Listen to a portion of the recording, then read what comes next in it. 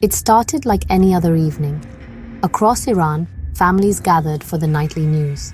Suddenly, the screen flickered. The anchor vanished, replaced by a glowing Star of David.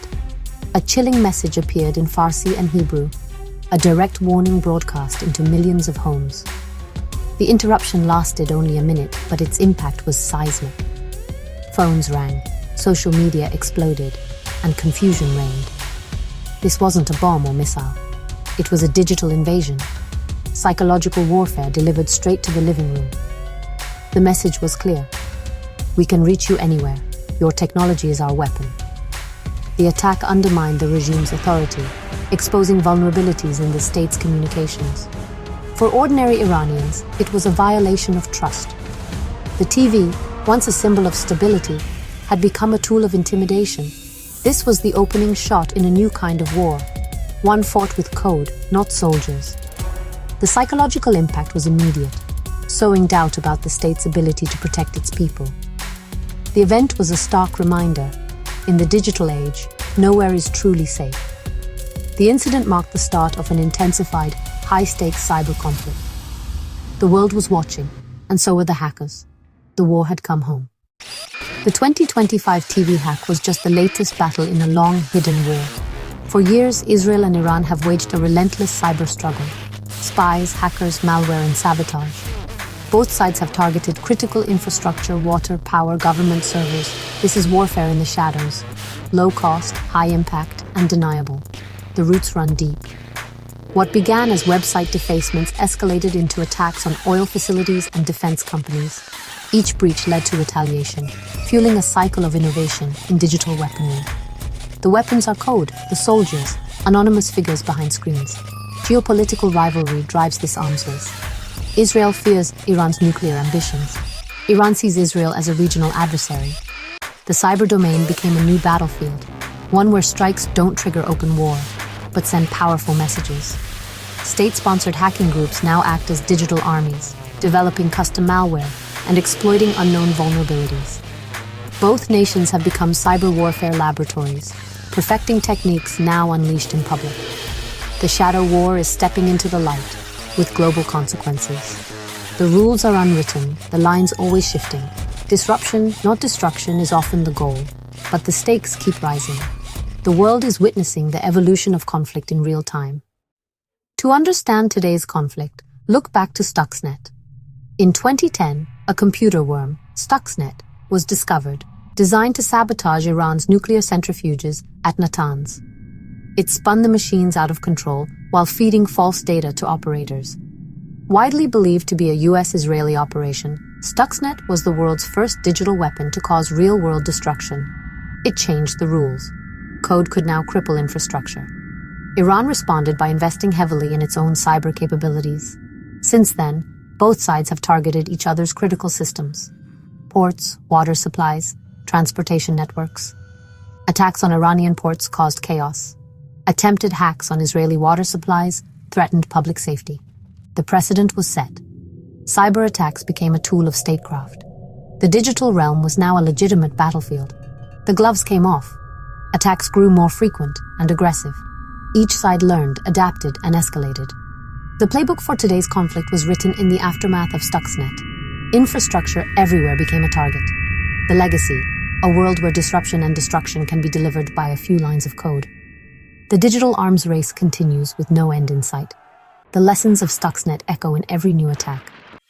The latest attacks have moved into the world of finance. A major Dubai-based cryptocurrency exchange linked to Iranian investors was hacked. $90 million vanished in minutes. This wasn't just disruption, it was economic warfare. State-sponsored hackers are now stealing funds to finance future operations and inflict direct pain. The line between espionage and organized crime is blurring. Stolen crypto is laundered through mixers, making it nearly impossible to trace.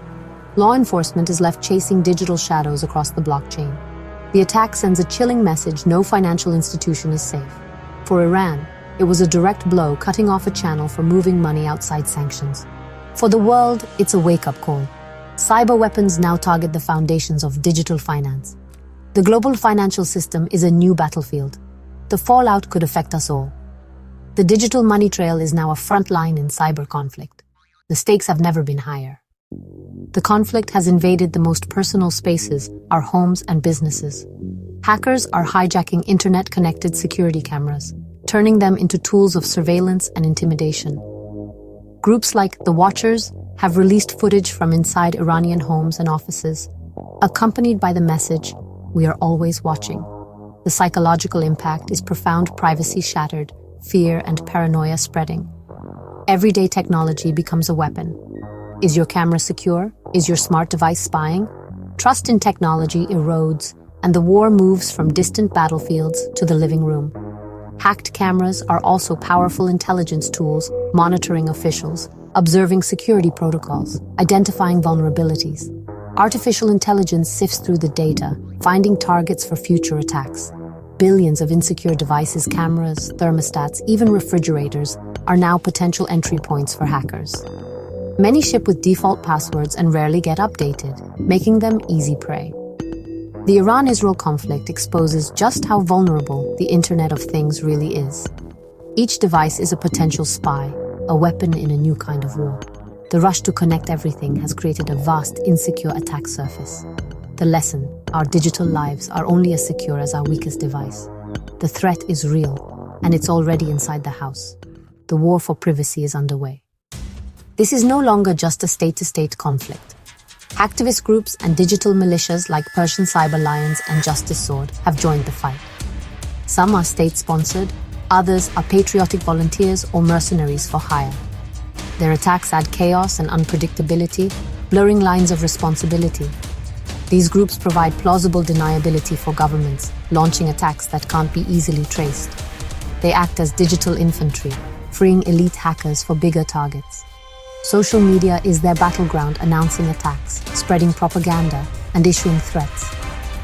Businesses worldwide are now potential targets, simply for doing business with the wrong side.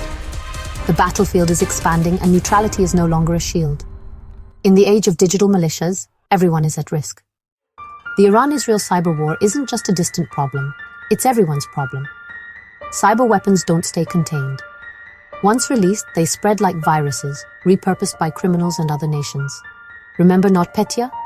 A targeted attack in Ukraine crippled global giants like Maersk and Merck, causing $10 billion in damage. The tools used in today's conflict could spark tomorrow's global cyber catastrophe. Businesses are vulnerable through complex supply chains. An attack on a supplier or software vendor can compromise your entire operation. Hacker groups now warn companies with ties to their enemies are fair game. Your risk isn't just about your own security. It's about every partner, vendor, and client. The interconnected economy is also an interconnected vulnerability. Business leaders must pay attention. This is a boardroom issue, not just an IT problem. Know your supply chain. Demand security from your vendors. Have a response plan. The cyber war has spilled into the corporate world. No one is too small or too far away to be a target. Ignorance is not a defense. In this new era, everyone is on the front line. Prepare now or risk becoming collateral damage. The next attack could be aimed at you. The most dangerous part of this conflict is the blurring of digital and physical worlds. Cyber attacks now have real, life-threatening consequences. Poisoned water, blackouts, halted supply chains. These aren't hypotheticals, they've already happened. The goal: create fear, disrupt society, and erode trust in public institutions. The psychological toll is immense. Constant anxiety, loss of faith in safety. Retaliation is risky. A digital attack that causes real damage could trigger a military response. The rules of war don't fit the cyber domain. Attribution is hard, escalation is easy. A cyber attack could justify a missile strike, spiraling into open conflict. The speed and ambiguity of cyber warfare make miscalculation likely.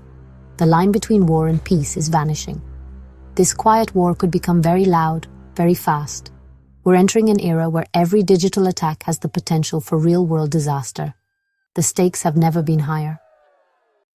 The Iran-Israel cyber conflict is a preview of future wars, borderless, anonymous, and constant.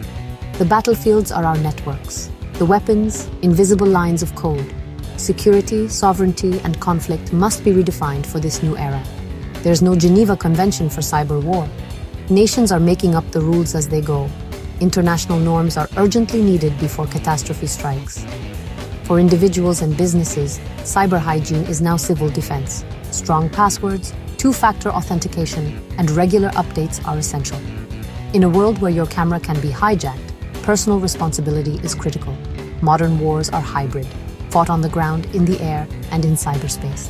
The battle for hearts and minds is waged through hacked media and social platforms. The Iran-Israel clash is about more than two nations. It's about the future of conflict. The story isn't over. The next shot could be fired through a network near you. Pay attention, the front line is everywhere.